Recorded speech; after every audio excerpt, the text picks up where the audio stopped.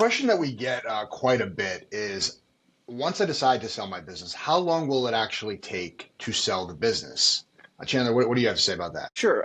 So it varies because each business is different, but on average, it could be anywhere from 30 to 120 days. And there's kind of a lot packed into that timeline. And it is also heavily dependent on the business owner, right? So it's a big piece is how involved is the business owner? Do we get the financials over?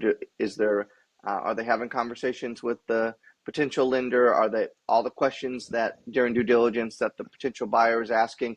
Are they have the information readily available?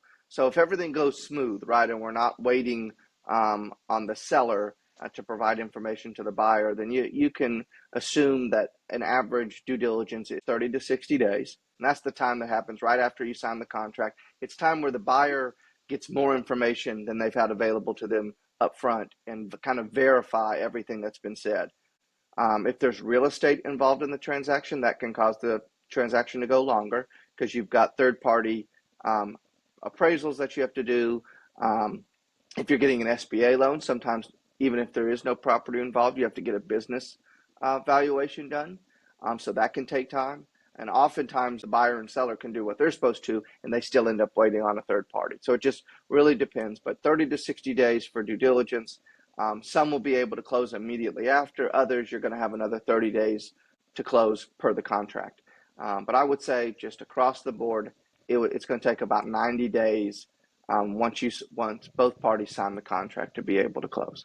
And for us at Robbins Pellegrino, we are careful about like we don't list every business, right? And so the reason that Chandler, you're able to say pretty confidently, 30 to 120 days is we only take on businesses that we think we can sell, right? And so at the end of the day, we have our buyers network, we have our proprietary way of bringing buyers in to this opportunity. And so in more cases than not, you're talking to buyers very quickly after listing with us.